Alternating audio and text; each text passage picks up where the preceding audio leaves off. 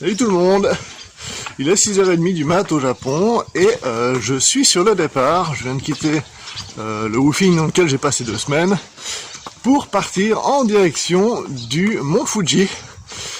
Juste avant de partir sur le trail, étant donné qu'on est en pleine période de Hanami ou de Sakura, j'ai décidé d'aller quand même jeter un petit coup d'œil. J'ai pris des chambres simples dans des hôtels pour éviter un petit peu les hostels et la contamination. Et on va faire attention dans les trajets à bien se laver les mains, ne rien toucher, mettre un masque. Alors on se revoit au mont Fuji. Et me voilà à Shinjuku Station. Et j'ai failli croire arriver sur une route, mais c'est un trottoir. C'est un trottoir de la taille d'une route. J'ose même pas imaginer le nombre de personnes qui doivent se balader ici en temps normal. Nous y voilà. Alors le ciel n'est pas autant clair que j'aurais pu l'imaginer, mais j'ai déjà de la chance. Le mont Fuji est visible. Et c'est vraiment quelque chose. Je vous laisse profiter de la vue.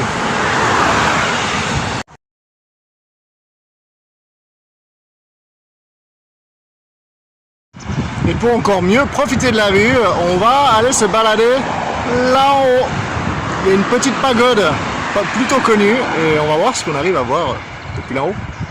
À dans un moment. Yo la côte. Ah, Fribourg me manque.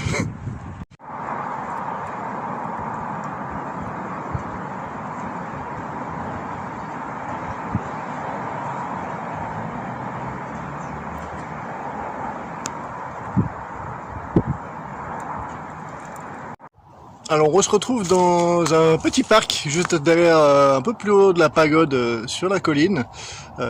Pourquoi? Parce que malgré qu'il y ait vraiment très peu de monde autour de la pagode, ça reste une mini foule. Donc j'ai pris mes photos, je vais vous les partager, mais je vais pas m'attarder là-bas. Et aussi parce que j'ai un peu l'impression de passer pour un con à me filmer et à parler tout seul avec tous ces autres gens qui parlent tout seuls et qui prennent des photos.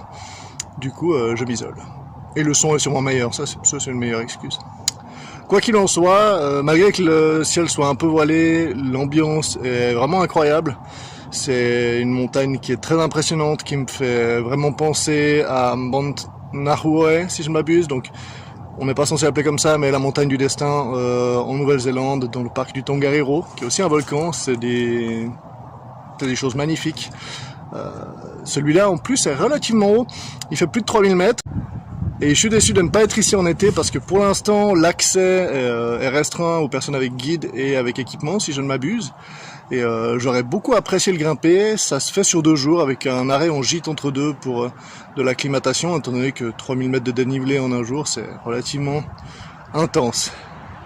J'espère que les images vous plaisent. En tout cas l'endroit est très sympa. J'avoue que ne pas être dans une foule de touristes fait vraiment du bien.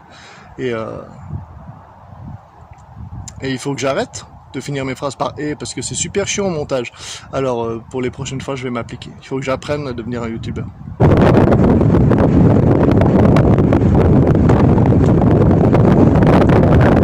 C'est incroyablement vide.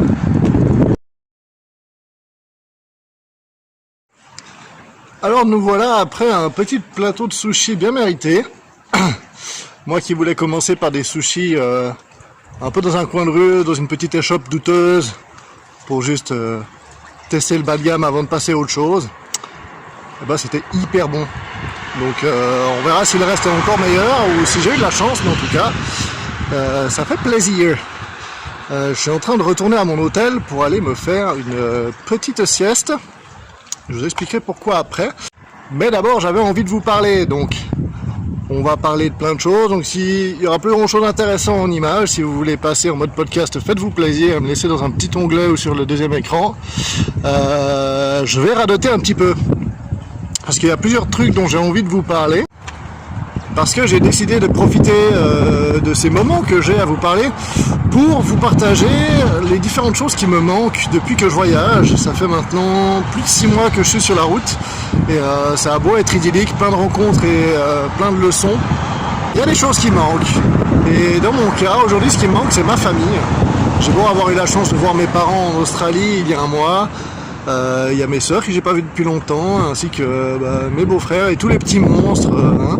Grégoire, Luna, Nathan, Laurine, pour pas les nommer, je sais que ça leur fera plaisir. J'ai du mal à ne pas les voir grandir et à être le tonton qui voyage à l'autre bout du monde. Donc je me réjouis de pouvoir venir leur faire un petit coucou. D'autant plus que dans des situations comme aujourd'hui avec le coronavirus, il y a une partie de moi qui peut pas s'empêcher de se dire que je préférerais être en Suisse pour être là avec ma famille, pour endurer cette crise et plutôt que d'être à l'autre bout du monde. Mais on va pas se démoraliser. Et vu que je me sens très généreux aujourd'hui, je vais vous en partager un autre. Je suis un grand joueur de jeux de rôle depuis quelques années et je vous avoue que de me retrouver autour de la table avec mes amis à lancer des dés et vivre des aventures, ça me manque un peu. Malheureusement, c'est pas vraiment pratique et pas vraiment compatible avec le voyage. Mais j'ai la chance de pouvoir jouer avec eux de temps en temps en ligne. D'autant plus maintenant avec le coronavirus et le fait que les gens sont confinés chez eux. Ils ont décidé d'organiser des parties en ligne de plus en plus fréquentes et ils ont même été jusqu'à en organiser une un dimanche après-midi, ce qui fait que, étant 8 heures en avance, ce sera dimanche soir pour moi. Donc ce soir, je vais me faire une petite partie avec mes amis. Bon, ce sera de 21h à 2h du mat, mais ça va me faire du bien et c'est le genre de choses qui te recharge les batteries avant une autre partie d'aventure et d'être un petit peu coupé du monde. Je me réjouis. Alors vous me direz, c'est bien joli de connaître mes plans pour ce soir, mais quid de demain? Eh bien demain, je vais tenter de me lever très tôt, en me couchant très tard. Ça a de grandes chances de ne pas marcher, mais le soleil se lève d'un côté tout à fait propice à de belles photos du mont Fuji. Donc je vais me lever tôt, je vais regarder l'état du ciel, et s'il est clair, je vais aller de nouveau vers la petite pagode pour tenter de prendre quelques clichés. Et après ça, c'est direction Tokyo, où je vais passer une nuit et tenter de trouver de l'alcool pour mon petit réchaud à fuel, ce qui n'est pas forcément très facile. J'ai choisi de prendre un MSR Whisperlight International qui me permet de brûler de l'essence ou de brûler du kérosène et de ne pas avoir à m'en faire avec les pas de vis des différentes bouteilles de gaz dans les pays. Alors, c'est très bien comme idée sur le papier, mais ça ne rend pas facile l'achat du bon type de carburant à l'étranger avec la barrière de la langue, ce que je n'avais pas forcément pensé. Mais du coup, je vais voir ce que j'arrive à trouver et comment je vais faire pour avoir de l'eau chaude sur le trail. Et si je retourne à Tokyo passer une nuit, c'est parce que j'attends la livraison de mon Wi-Fi portable qui me permettra d'avoir des données pendant un mois et de vous envoyer des vidéos. C'est quelque chose qui est très pratique quand on vient au Japon. On peut le commander, le récupérer à l'aéroport, le ramener ensuite à l'aéroport aussi. Ça c'est si on s'y prend à l'avance, ce qui est apparemment pas mon cas. Du coup je dois attendre 3 jours de livraison avant de le recevoir à mon hôtel. Et je me suis dit qu'une petite visite au mont Fuji en attendant était tout indiqué. Du coup, mission data. Et une fois que ça c'est bon, départ. Et si vous aimez les vidéos que je vous propose, n'hésitez pas à lâcher un pouce bleu, un petit commentaire, à vous abonner à la chaîne et à cliquer la petite sonnette pour recevoir mes notifications. Bon d'accord, c'était une blague, vous n'êtes pas obligé.